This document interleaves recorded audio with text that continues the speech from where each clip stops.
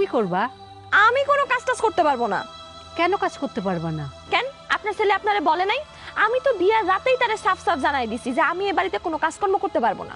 আমি শুধু খাবো, ঘুমাবো আর টিভি দেখবো। পরবর্তীতে আমি যতক্ষণ না পর্যন্ত ঘুম থেকে উঠবো আমারে কিন্তু জাগানোর চেষ্টাও করবেন না।